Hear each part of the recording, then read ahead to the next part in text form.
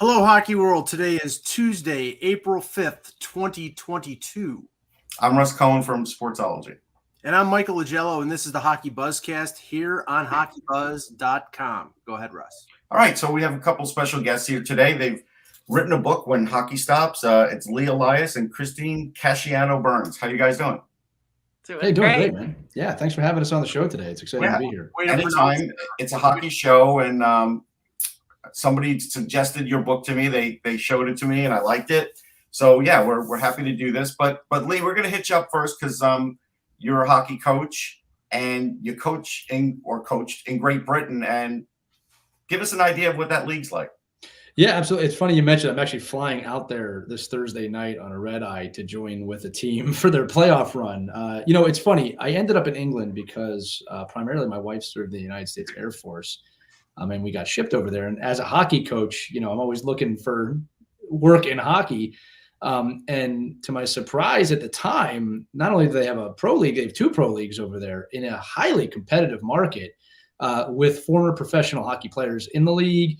It's not NHL level. I'd say it's probably more like an ECHL, low AHL kind of level at times. Right. But I got the privilege to coach for many years with the Peterborough Phantoms out in Peterborough in the UK, and to coach in what used to be the English Premier League. It's called now the National League now. They changed the name of it. But yeah, man, it was fantastic. The fans were just like any other fan in America, passionate about their team, passionate about their sport. And what I loved is that, all their barns are most of them, some of them are new, but they're all old. They all have character. They're kind of all erected in the 70s. So, you got that kind of that old wooden feel to them. And and then the hockey is fantastic. Look, they've had players come out of there and get to the pro level over here, and it's an emerging hockey nation. And to actually watch Great Britain when I got there kind of be struggling to actually be on the world stage. They're tier one now. I mean, they compete against the big boys in the world championships in Canada, United States. And it's been amazing to watch that and be a part of that. All right. One more hockey question before we get into the book. Mike and I were at the combine where Liam Kirk got drafted, and and I've watched him since, and I think he's pretty good. He's a good skater. He knows how to get to the net. He's got a good shot. But like anything else, he probably had to get stronger. He had to get better in his own end. He's doing pretty well for Arizona, and I do think he has a legit chance. Right now he's with the Roadrunners in the AHL. Right. I think he's got a legit chance to play in the NHL. You coached against him. Give me an idea. I did, yeah. His trajectory is kind of right, barring injury. He's on the hot track to get to the league at some point. I coached him. I believe he was just a 14 or 15-year-old kid. He was playing for the Sheffield Steel Dogs. Okay. And I remember because we're coaching, and there's this young kid, Christy, you would love it. These are like arch enemies of ours in Peterborough. And this little kid's just out there dominating. And it's, it was one of those things as a coach. You kind of looked at him like, well, you got to respect this kid's going someplace, but right now we got to beat him. That year we did end up on top, but it was obvious that this kid was going to go places. And what's cool about him, guys, is that obviously he plays for the Great Britain national team, and he's really put on the weight of that country's hockey future and worn it with class, pride, and he continues to rise the ranks. I remember he got drafted, and he went with the Peterborough Petes in Canada, not to be mistaken with the Peterborough team that I coached. He was assistant captain there within a year. He always comes back to play for GB. He's just an amazing steward for that country. And you guys got to remember, again, look, Canada, United States, Scandinavia, it's expected to have players. This is the first kid really in modern history. They've had other players that is in modern hockey waving that GB flag over here. So when you're an emerging hockey nation, you got to think about what this kid has on his shoulders. And I got to say it again, he has done it with such class and pride. I was privileged to say I was even on a bench in a game he played it. And believe me, I will use that forever when he makes it. Yeah, I would be fired up too because he's a legit talent. Okay, Christy, so before we get actually into the book, what's your hockey background, or where did your love of hockey come from? My love of hockey came from my children. I'm actually a figure skater, and I tried to get my kids to figure skate. They started off that way, but as soon as they put a stick in their hand, that was it. The love was poured, and they never looked back. And then I just grew to love the sport. It has taught my children so much, character-wise, resilience, just endless life lessons. My daughter now plays college hockey. My son played all through high school, hung up his skates. Once in a while plays the beer league now after college. My daughter's playing in Burlington, Vermont at St. Michael's. She's a junior and she loves it. It's now she has a band of sisters who are lifelong friends. And that's another beauty of hockey, is the friendships that you develop and endure. I also write for USA Hockey Magazine. About 10 years ago, the editor was looking for someone in the trenches and came across my blog. I was blogging as a hockey mom, just kind of writing out all my feelings and frustrations. He stumbled upon it and said, "You're exactly what we're looking for. We need someone in the trenches just to write from your heart and to just share with us stories and the trials and tribulations of a hockey parent." I started writing for the magazine, and then I just developed this huge network that expanded to Mike Benelli, who's the third wheel here in our podcast. And Mike connected me with Lee. During the pandemic, the three of us went through hockey withdrawal. We started doing a podcast, and now we've got this enduring friendship. And we call our podcast therapy. We do. Every Monday we meet and we talk about everything that bothers us, the good, the bad, the ugly. Mike understands that from this show. Yeah. If you ask Rusk, I need some major therapy, so maybe I should be a guest on the show. Got to come on the podcast. You should. It's healing. So, all right, now Lee, I'll tell you right now, I see the Phillies jersey. I'm going to overlook that. We're gonna just move on. Wait, the Eagles jersey, is that a Westbrook?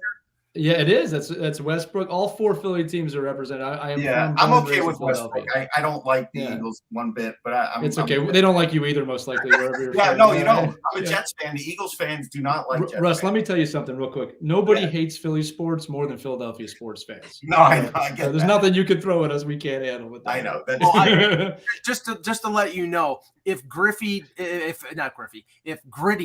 dies by assassination, I'm going to be the one that's charged. Because you're making it sound like he wouldn't raise himself up from the dead here, buddy. With what we're talking about, you can't kill Gritty.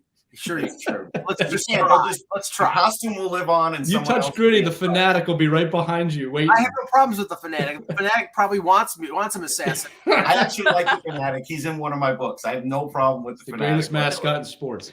All right, so let's talk about the book, When Hockey Stops. One thing that really got me was, and either of you can answer, but when Leon, I guess it's Leon, got hurt, and all of a sudden he's with his mom in like the emergency room, like that happened to me with sports too. And so like that's a relatable moment. It's probably happened to like a billion kids playing sports all the time. Absolutely. Yeah. Christy, you want to jump on this? Because you had the personal experience with your own boy. Yeah, it happened to my son at age 12. He was finally hitting his stride as a defenseman until he hit the boards and snapped his wrist. We rushed him to the hospital. We were at a tournament in Niagara Falls, having just the time of our lives. And the kids went on to win the tournament, and they were in the championship game, and he couldn't finish it out. It was heartbreaking to him. Hockey was his life at age 12. He lived it. He breathed it. His friends were all hockey friends. That was, getting up early in the morning, spending weekends with these guys. And all of a sudden it ended. And I ended up with this kind of miserable preteen. He was moody and just terrible attitude about everything. There was really no guide for him on helping him realize it's just a short period that you're going to be going through this. Right. And you're going to learn things about yourself that you may not have even known if hockey hadn't stopped. So Lee and I came up with the idea to create characters very similar to what my son experienced and what Lee went through himself. And I'll let you jump in here, Tag, you're it. Yeah, thanks. We work well. You can tell we do a podcast together, right? Mm-hmm. Look, life is so much more about not what happens to you, but how you respond to it. And to Christy's point, when injuries happen, it seems like the world's ending. It seems like there's no community. It seems like you're alone. And the story we wrote, which is really all based on real experience, I'll talk about mine in a minute too, was meant to be a story that anyone could read at any time. It doesn't even have to be kids. I've had adults read this, Christy, recently, say, this is amazing. And explain to them when what you love stops, you don't have to stop. There's other ways to be involved. Now, when did I learn this? 17 years old. I was on the fast track, guys. I had NCAA colleges looking at me. My career was starting.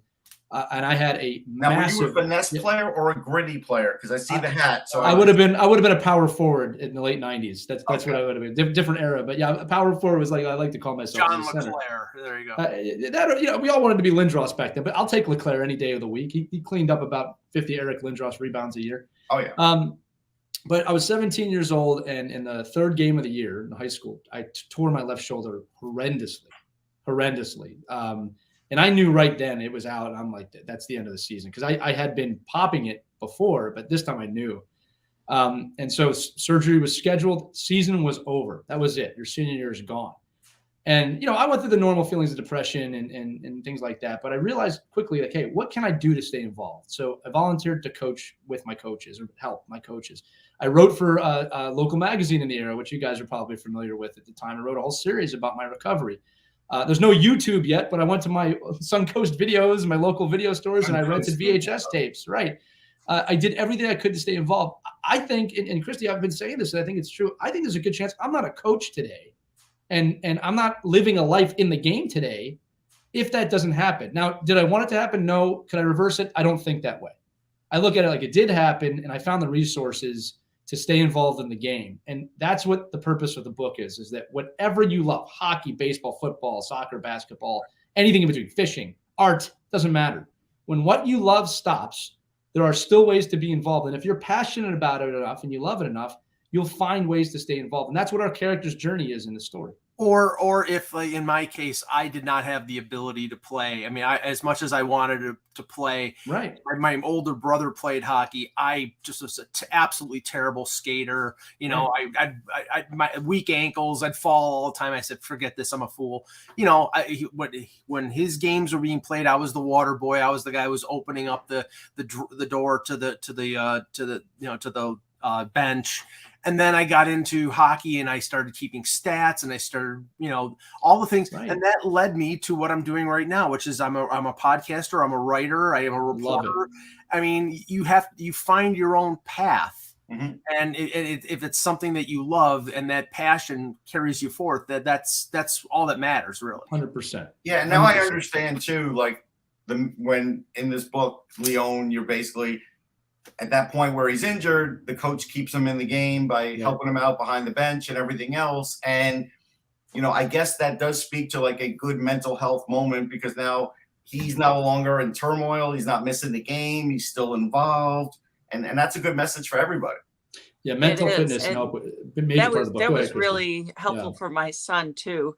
When he was injured, the whole team came to the hospital and rallied around him and brought him his own little trophy that he put on his cast and posed with, and they all signed his cast. And the coach asked him to come and help coach and give the kids pep talks before games for the rest of the season. Mm-hmm. That really helped keep him mentally strong because he didn't want to disconnect. And it would have been so easy to do that, to just get, oh, okay, I'm done. I'm just going to be miserable and sit at home until my arm heals. But by staying involved and by his teammates helping to lift his spirits too also helps. So there's also a lesson in there for other kids and for other parents. If an injury does happen on the team, don't forget about that kid. Right. Make sure you involve them. No, it's a great message. It is. Yeah. And I'll just say this: my niece has a 13-year-old who plays hockey.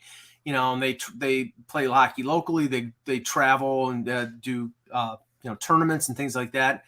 You don't know what his future is in terms of whether he's going to be able to play in college or whatever, but it's the social interaction of the kids of his age that he encounters with these teams that is really the most important. As long as he's having fun, that's what really matters. And I hear stories from her, well, this and that, and the typical politics of all these teams. It's like, as long as he's having fun. If he's not having fun, then it's not worth all the bull crap that you're going through. Then forget it. But if he's having fun, that's what's the most important. Yeah, 100%.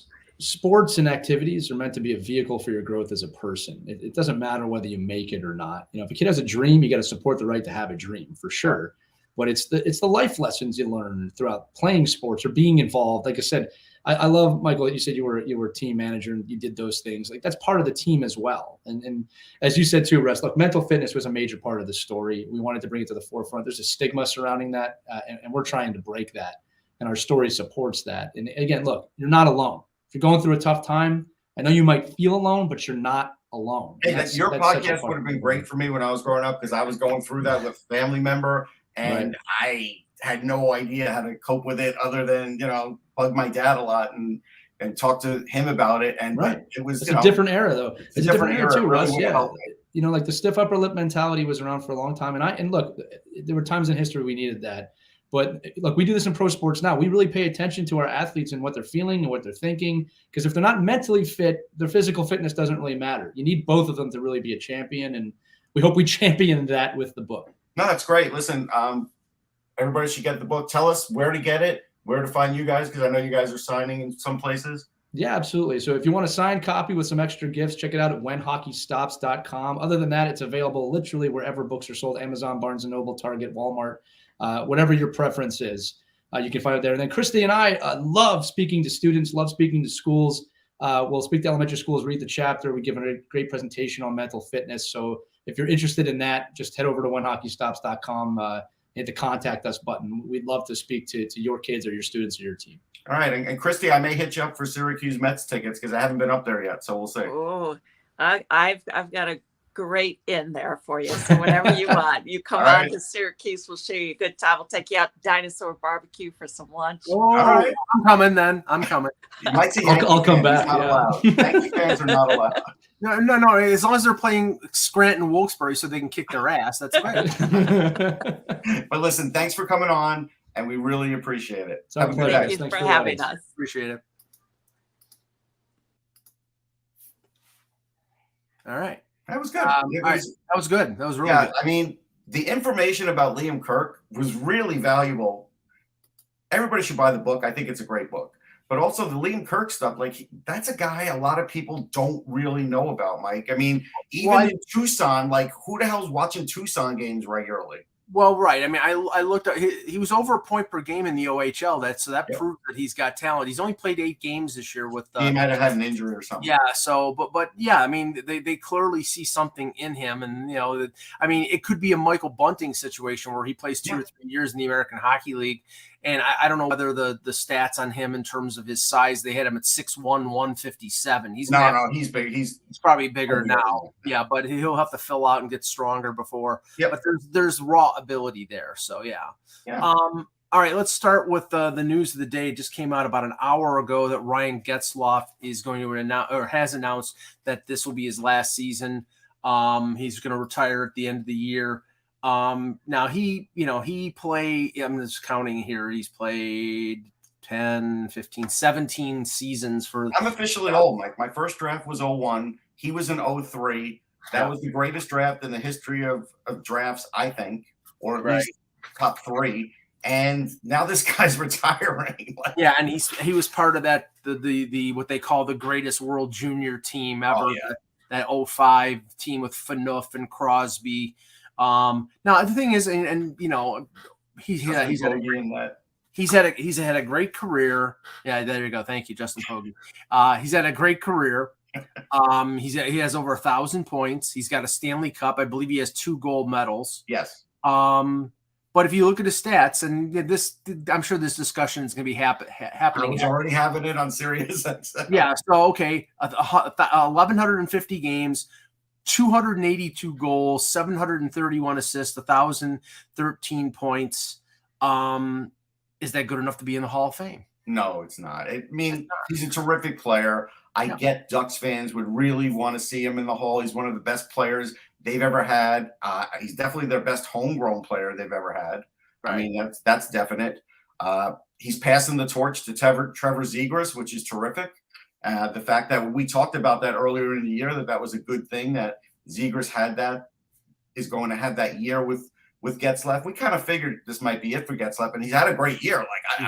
He did way better than we ever imagined he could, but it's not the Hall of Very Good. And so he'll come up short on that, but terrific player. Yeah. Memorable player. Sure. I mean, absolutely. Yeah. I honestly think, and they're going to invariably be compared to each other because they played together for so long. You can make a better case for Corey Perry being a Hall of Famer than you can for Getzlaf. Corey Perry's got over 400 goals. He's got an MVP. He won a Stanley Cup. I think he won I think he was on one of those gold medal teams. I think he was on the 2010 team. I think he was. He was on the 2010. And plus, at the end of his career now, he's been to two consecutive Stanley Cup finals. One with Dallas, one with Montreal. Lost both of them, and he's probably going to be on a team that has a chance to win it this year. So if he adds a second Stanley Cup, that might improve his chances. But I still might get the Cicerelli treatment, and it could take a long time. But Getzlaf is a really, really excellent player, really good player. But like you said, Hall of Very Good, no Hall of Fame, yes. So we'll see what happens with that. But so his career will end later this month, and I'm sure after we talked about the Ducks and the Coyotes, maybe he'll go after Jay Beagle as his coup de grace for his career. He'll go out and take Jay Beagle out. But okay, let's Jay Beagle. I'm tired of hearing about Jay Beagle. I know it's the most publicity that Jay Beagle has gotten in his entire life. Well, he's won a Stanley Cup, Mike. He has won a Stanley Cup back in exactly. All right, so talk about some of the games last night. And then we'll take some questions in the chat. Probably a little shorter of a show today. We'll have Eck and we'll have Kevin back tomorrow. So last night, of course, I was mostly focused on the matchup, as they dubbed it on NHL Network. This is potentially a first-round matchup between the two-time Stanley Cup champions, the Tampa Bay Lightning and the Toronto Maple Leafs. It's game 69. So it's like, there was a little more intensity early on than other games. There definitely was more intensity, but what I'm saying is, the loser of this game should not be like, oh my God, we're crushed. No, it's a regular season game. It's a game that was, I think, really important in terms of positioning, but it was not like whoever lost this game. It's not like you're crestfallen, or whoever won this game, they could pump their, puff their chest that all of a sudden, but there was a higher level of intensity. There was a little chippiness. You definitely see that where Tampa is going, especially in what they did at the deadline, adding Nick Paul, who's a physical forward. Mm-hmm. Hagel is not particular, but Hagel is one of these guys who he didn't impress me in that game. He had one really good play. Yes. But they improved the depth of their forwards. And then obviously they have big guys on defense, and Hedman and Sergachev and Cernak and Bogosian's a tough guy. So that Tampa can play both games. They can play the physical game and they can play the skill game. And I think it was Brian Engblom who did the color for the Tampa Bay broadcast that was on NHL Network that said, early in the game, it was more of a physical game. And that was the game that, the Leafs were, they were sort of treading water. I mean, when three guys bury Michael Bunting into the boards. And then he had a little blood on him, I think. Yeah. Oh, no. He did what Michael Bunting does. He gets underneath the skin. He goes after the goaltender. He goes after the defenseman. And they literally, I think they could have buried him 6 feet under the ice. It's going to happen more to him in the playoffs too. Oh yeah, no, but that's his role. That's what he has to do. But in the second period and the third period, it became more of a skill game, and you could see Toronto, especially Austin Matthews, step up to a higher level, and he gets a hat trick, and he ties Rick Vive, who, by the way, hurt Russ Cohen's hand. Yeah, I'm going to just revive that for real quick. So I did a show at the draft in Toronto, whatever year that was. 2002, my second draft. The Rick Nash draft. Right. I had an injury from softball, and I was wearing a splint, and so the injury is on my right hand. I'm a righty. So at the end of the interview, and I thought Rick was great. He was in great shape. He was like loving the game still. He gets up from the chair, And I said, hey, great interview. And I went to give him my left hand, the one without the splint. And instead, he crunches my right hand with the splint. And it's taking every bit of me not to just sit there and scream out in pain because I'm doing a broadcast. And it was just, and I got to tell you, his grip was massive. It was forceful. I've broken bread with Rick once for a Leaf game. He's a very nice guy, and he told some good stories. But he held the record for almost 40 years. I think it was 80-81 or 81-82. And those were the he had just 50 goal scorers don't grow on trees, and same with Austin Matthews, But he true. But he had just been traded, I think, the year before or 2 years before from Vancouver, along with Bill Derlago for Tiger Williams and Jerry Butler. It was one of the only deals that the second incarnation of Punch Imlach actually did something good. The rest of it was a bunch of crap because he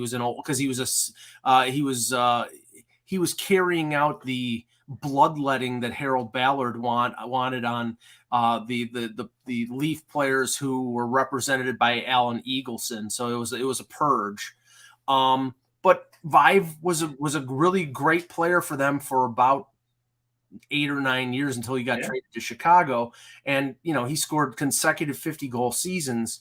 And, Dave Andreychuk scored 50 in 94, and Gary Lehman scored, I think, at 89 or 90.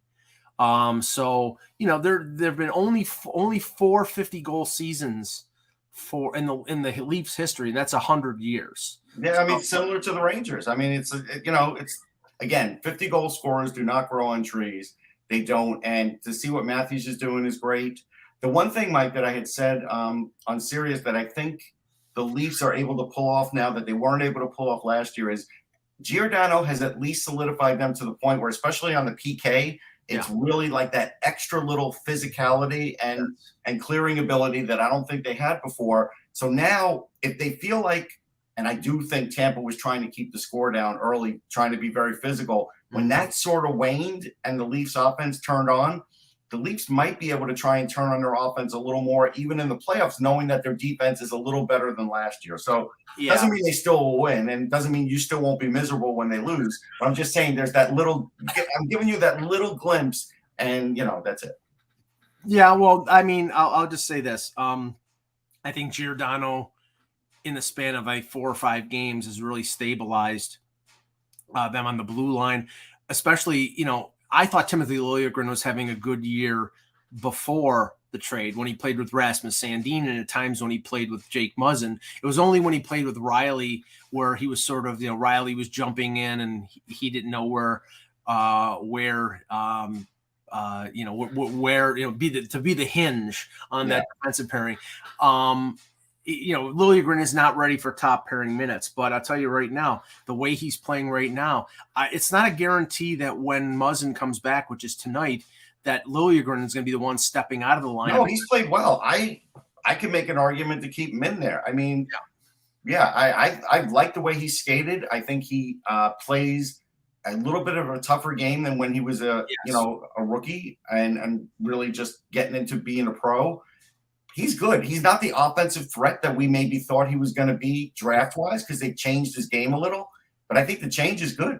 And you know what? I mean, and I'm not saying this guy is going to be a candidate for the Norris, but there are places in this game for role players, and Lyubushkin has looked like a quality role player. He's been, now they've played him with Riley, which I don't think I think it's more the fact that he's a stay-at-home guy and physical, and he allows Riley to jump into the attack, and that sort of fits. And I made the comparison. I even asked Riley in a availability a couple weeks ago. I says, does he remind you of Roman Polak? He wears the same number. He's a right-hand shot. He's tough. The only thing different is Polak was Czech and he's Russian. And he's like, I didn't even thought about that. But they're very comparable. And he still takes dumb penalties, though. Yeah, he does. And I think he's taking them because he's playing a level that he shouldn't be playing. Like, they've elevated him to a point where he can get away with it.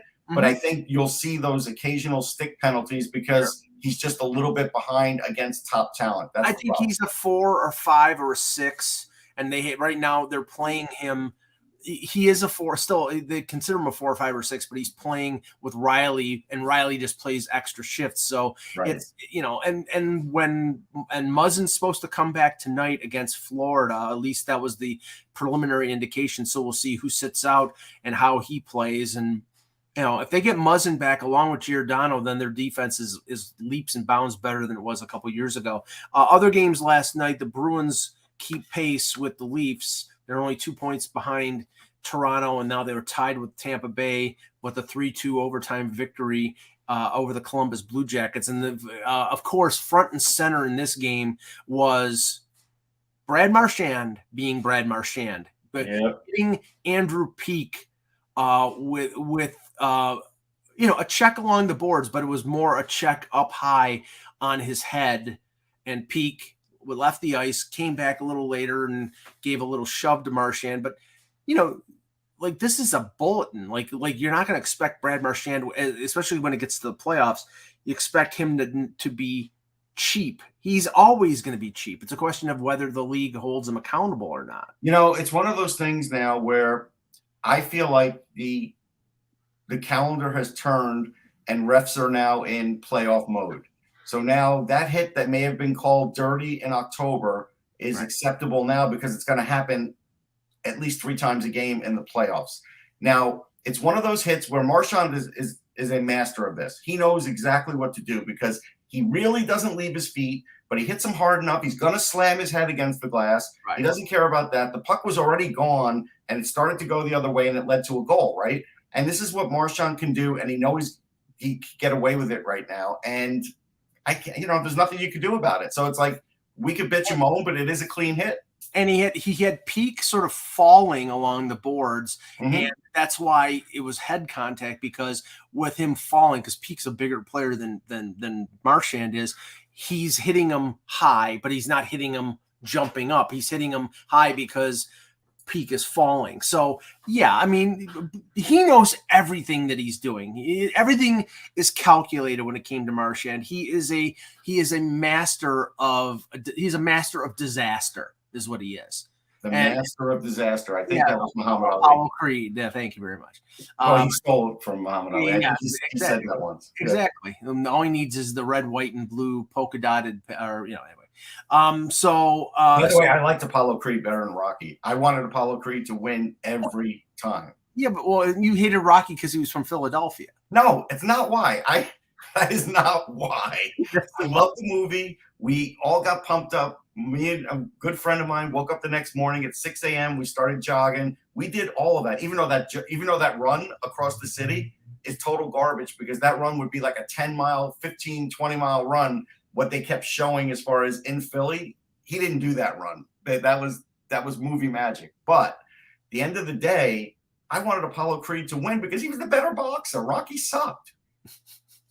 He was a hack. You probably rooted for Clubber Lang. No, I didn't like Clubber Lang, and I didn't like Drago. Putin liked Drago. The other games last night, the Blues cleaned up over the Arizona Coyotes 5-1, and the Calgary Flames got off the schneid. I think they had lost 3 games in a row. They beat the Kings 3-2. Yeah, the Kings are hurting, man.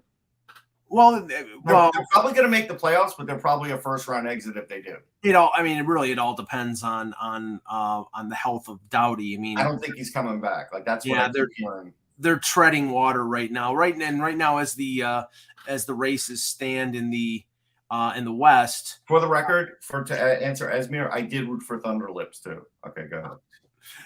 Great.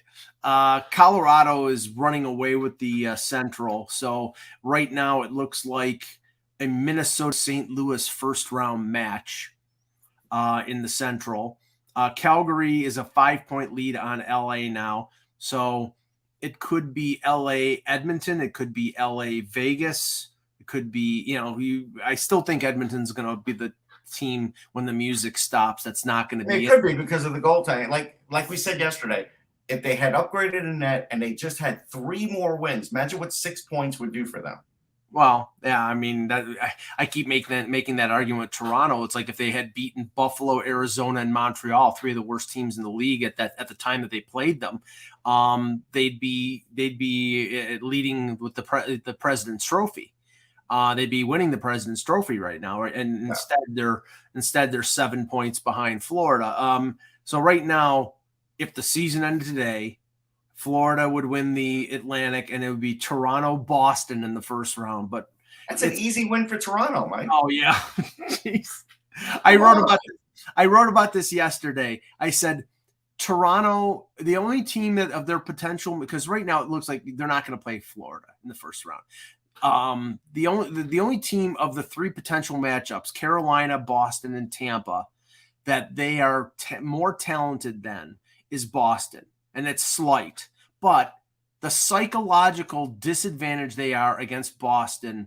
I mean, they'd be sending Leaf fans into PTSD if they played the Bruins, because they're going to see Bergeron and Marchand and Pasternak. And it's not the same team anymore because they don't have Krejci, they don't have Chara, they don't have Rask, but they're still the Bruins. And they will find a way. That's what Leaf fans are thinking. They will find a way to lose to that team in 7 games. It'll be painful. It'll be traumatic. They'll believe it when they see it. Yeah. Here's the interesting thing. And just to answer the chat room, hey, Kings winning 5 or 6 on the road doesn't take away that they're going to hurt badly without Doughty. They're going to make the playoffs, but they're not getting out of the first round without Doughty. Right. They're just not. They have a good no-name defense. I agree with that. Anyhow, back to this. So, what? No, I was going to say, and their advantage over Edmonton is they've got Quick and Peters. They have 2 goalies that are better than Edmonton's number 1. Yes. Here's the issue, though, Mike, that I noticed with the Leafs, and this could be an issue in the Boston series. Yeah. Stamkos was doing pretty good winning faceoffs against Matthews, and so will Bergeron. And that is something where that's a matchup that's almost unavoidable because it's, they're going to be out on the ice a lot together. Well, Matthews has been pretty good on faceoffs. I think he's like 52%, something like that. Right, but against a guy like Bergeron. Yeah. Bergeron's like 60. Right now it's like the 2 best face-off guys on the Leafs are Tavares and Camp. And what they'll probably end up trying to do is have those guys out against Bergeron and have as much as they can, and have Matthews out against like Eric Halla or somebody like that. So yeah, that'll be a game that Cassidy and Keefe play if they. Matthews will take the offensive zone face-offs, but maybe not all the defensive zone face-offs. Yeah, but unless you're putting out Spezza or putting out the other guy as a second. Spezza was in the box. He was eating popcorn the other night. Oh no, he's going to play tonight. They just gave him they're just giving him a rest, and that's what they're down the stretch. They're like the veteran guys, like. And I tell you, he's in good shape. He may be, and this is what happens with older players. He may be thinner now than he's ever been in his life. He's always been like a thin guy to begin with. He's really like aerodynamic. I think he signs again for next year. He's still got, I think, 10 goals. He's still, he's a good face-off guy, good second power play guy. They love him in the locker room. I don't think he's going anywhere. All right. So questions, you want to answer questions? Yeah. So people can ask some questions in the chat. I'm just going to touch on one other thing here. They announced that Jokerit and Dinamo Riga officially will not be returning to the KHL. Apparently, Riga announced it even before the whole Ukraine situation happened. Jokerit, they dropped out just before the KHL playoffs because the arena that they play in Helsinki is Russian owned. It's owned by a Russian oligarch. So they bowed out of the playoffs. So, we're going to lose some more teams. This one we know is not financially related, really. This is because it's, they don't want to be there. I get it. But there's going to be some financially related ones that they're going to lose some teams too. Okay, this is a quick hitter. I'll just answer this one. The diagnosis on Mrazek was minimum of 6 weeks. That was right before the beginning of it was at the end of March. So plot that out, that's the middle of May at the minimum. That, you know, if they lose in the first round, that's the entire season. If they go, so he might as well set up a golf vacation now. Yeah, I mean, but yeah, it's not. That's it. That's all you got for me. Yeah, no, I'm not touching that one with a 10-foot pole. This one we can both answer because it's an interesting question. That from Esmir, Ville Husso, who has had a really great year for the Blues. Do you think he'll be? I think he'll be sought by a lot of teams. How many teams out there need a potential number one goaltender? Yeah, but here's a lot. But here's what I think is going to happen. They're keeping him. They're shopping Binnington at the draft. That's what they're doing. Right, but here's the problem. Binnington, and I'm looking up his stats right now. Right, okay, so right now this year, 33 games for Husso. He's 26-5. 2.41 goals against, 923 save percentage. Excellent year. Binnington is started almost the same amount of games. He's 500. His save percentage is under 900. You're not, and he's making $6 million a year for I think 4 more years. You're not getting anything for him. Now they don't want to get anything for him. That's the whole thing. They may eat a little salary to get something. Right. I could see them eating a little salary to get something, but I could also see my team on the other end saying, all right, look, if we get Binnington a 4, we could still turn him around. He's not a bad goalie. This is just one of those situations where Berube, once you're out with Berube, you're pretty much out. Now, and I think that's what's happened, as well as his bad play. Okay, let's just go through the teams quickly here in terms of who is going to be looking for a number one goaltender next season. All right, so Carolina, no, they've got Anderson and Ranta. The Rangers, no. Pittsburgh, no. Even if Jari has a second bad situation in the playoffs. Florida's got Bobrovsky and Knight, so no. Toronto, yes, because Mrazek is injured. They probably end up trading him, and Campbell's a UFA. They probably want to re-sign Campbell, but it's all going to be a question of how much he wants for how long of a term. Boston, Swayman and Ullmark. Right now, no. Right now, no. Tampa Bay is fine. Yep. Washington, yes. So that's 2. Islanders, no. They're fine. They're probably trading a goalie. Yep. Columbus, no. With they got Merzlikins. Detroit, no, because they're still in the midst of the rebuild, and they have Kosa coming probably in a couple years, and Nedeljkovic for now. Buffalo, if Buffalo thinks that they're ready to challenge, then they might be looking for a goaltender, but I think they're going to go with Luukkonen. Right. So, they're probably in Ottawa.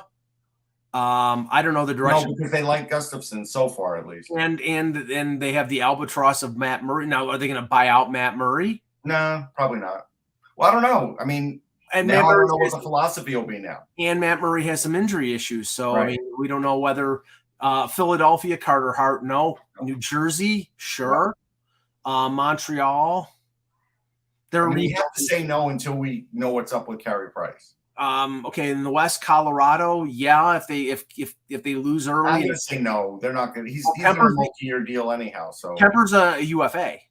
He's a UFA. The UFA. Francois signed. Oh, okay. Then yes. Sorry, I thought he had one more year. That's 4. Minnesota, I think they're going to re-sign Fleury if Fleury wants to continue. So no. St. Louis, that's the team. So Calgary, Markstrom, LA, no. Edmonton, sure. That's 5. Nashville's got Saros. Vegas, conceivably, if Leonard. Yeah, they're not going to get a goalie. They might get a goaltender. Dallas. No, I don't think they're getting one. Vegas. Oh, you don't think so? Okay, so Dallas, Ottinger. I mean, Dallas could still get one if they're not 100% on Ottinger yet. They might go and let him challenge somebody with a 1-year deal just in case. So Dallas is 50-50, but I'm not sure. Winnipeg with Hellebuyck, no. Vancouver with Demko, no. Anaheim with Gibson, no. San Jose, they're probably going to give Kakkonen a chance at the number. Yeah, they traded for him. He's going to get the chance. Chicago is rebuilding, so they'll probably, that might be where Peter Mrazek ends up because they need a body who can play for 2 years or 3 years while they rebuild.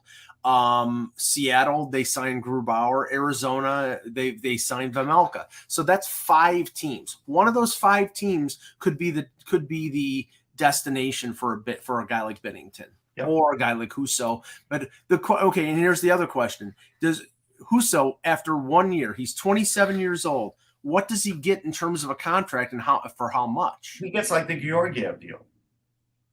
You think it's I think he could get as much as $4 million. No, he won't get $4 million. Okay, so 3 times 3, 2 times 3. Yeah, he'll have a lot of takers. Let's see. No, but I don't think he's on the market. That's the point. Yeah. Let's see here. What do you think of Josh Norris's contract will look like next year? He's on pace for 47 goals this year in an 82-game season, 30 and 52. Will he get a bridge or $8 million like Shabbat or Kachuk? If there's getting a bridge, I mean, that's the way they've operated. I operated that way the whole time, Mike. I don't know. The factor here could be what has been reported by Elliot Friedman and a lot of other people about that potential of Colin White being moved. If Colin White's moved out and they trade him and they clear his salary, which is around, I think it's 4.5, 4.6, something like that, then I could see them signing North. They're not going to spend to the cap, Mike. They're not. No. That's why I'm saying they might only spend to half the cap. We don't know what their situation is going to be. They may, Pierre Dorian may get a phone call and say, "We're on bare bones here. You're back into the no sum trade days." Well, okay, if they're being operated like the Sabres were under, bankruptcy situation, then yeah. But I think that in terms of if they end up trading Colin White and trading his $4.5 million salary, that Norris will get signed long term. Maybe not 8 years, maybe like 5 or 6 years. I don't think they're going to do it. I'm not to say the player's not great. I love Josh Norris. I just think he's going to get a 2-year bridge for like seven apiece. You think he's going to get the Barzal deal? Is what you're saying? Yeah. Okay. Well, I mean, we'll see on that. That'll be one of the stories over the summer. Let's see. If the deal for a new building in Arizona falls through, is Houston the only option, or will they play at the local YMCA? Okay. They're going to probably end up playing in Arizona State next year, no matter what. They will. They have to. There's no choice. But I think it's Houston. I think it's Houston. I think the deal will fall through, from what I'm being told. So I expect all that to happen. Yeah, I can't see it being Quebec City, because then you would really have to bribe a Eastern Conference team to go to the West. Plus, for all we know, in 2 years, Ottawa could be in Quebec City. Right. So unfortunately for Quebec City, they're the fallback for a number of situations. They really are. And that's the thing that sucks. That's like Winnipeg. I mean, they may get a team just like you wake up one morning and all of a sudden the Mayflower moving trucks are moving from Ottawa to Quebec City. Mike, I do have a question here that's sent in from an R. Cohen. Can you tell us about Nolan Walker? Well, yeah, here's my sheet. I just saw him a week ago. Who's this R. Cohen guy? I don't know. But the Leafs picked him up. They signed him. He's pretty good. He played second line center. I've watched him for a couple of years now. He's a good skater. He scored a really good goal in the game I saw him. He could pick it a little bit. I think his two-way game is good. St. Cloud was not a high offensive team though. Like they were like an okay offensive team, but everybody there played a pretty good all-around game. But this is to an AHL. He's got a chance. This is to an AHL contract, not. I know, but I think in the future he might have a chance. Yeah. If you notice one thing, because I've been getting inundated, and I'm not complaining in any way, but I've been getting inundated by emails from the Marlies of all these college players. I even got one today. Yeah. Yeah, I don't know what idiot sent it to you, but no, the thing is, they're loading up their organization with undrafted NCAA college free agents, and that's a smart thing, because you've got room in your organization. I mean, I don't think there's a limitation on AHL deals. They're stockpiling their ECHL team. And then they it's basically a meritocracy where if these guys play well, they earn an NHL deal and they get promoted. So, it's a smart way to, I don't know much about Curtis Douglas, the guy that has played pretty well for the Marlies this year. I know he's monstrous. He's 6'9" and 250. but he's had a good year in the American Hockey League, and they signed him to a 2-year ELC. That doesn't mean he's 6'9", guys, though. It's he's going to play in the NHL. It just means they see some positivity there. Well, and here's an example. Like the Rangers have a kid, Matthew Remp, who I think is somewhere around that 6'8" mark, and playing with the Seattle Thunderbirds. And he's a guy that is scoring goals around the net, but he is a good skater for his size, for sure. Like, he's a good skater. And I asked his teammate when I interviewed Jordan Gustafson, and that will actually be out tomorrow on EP Ringside if people want to read it. He thinks highly of him, and so you look at a guy, and you have to believe there'll be a few of these guys that will make it someday, and you just don't know which ones will. So a lot of teams are loading up on these humongous big guys that can skate, because on the off chance you get one, it really is hard to play against. So do I think Remp has a chance? Yeah, probably a slight chance, but the game may change as such where it opens up for him. So we'll see. Danimal Cracker asking, any word on Devin Levi? Well, it came out yesterday, and I don't know if it's confirmed, but it came out yesterday that he was probably returning to That's what I heard when I was at the tournament. Yeah, and see that makes sense, because right now, I think he's a sophomore going into his junior year. Yep. There's no reason really to worry for the Sabres. They got Portillo, who they probably will try to sign after. I think he'll be coming out. Yeah. Yeah, and they've got Luukkonen, who's 22. So it's sort of like the line. It's sort of like planes landing in an airport. They're all lining up here, and they're all around the same age. So. Right. What may end up happening is, they find out next year whether Luukkonen is going to be somebody who is going to be potentially a number one goaltender in the NHL. But you can never have enough goalies, right? There was a time when, like the Leafs, they have Ian Scott, and then they have Wall, and they're all around the same time. And Shalgren leapfrogs them all. And they have two guys in Russia. But the whole thing is that at a certain point, Luukkonen can't go down to the minors without going through waivers. So that's why you keep those goalies. If Luukkonen can't make it for them, then one of these guys down the road might be able to. Let's see a couple more here.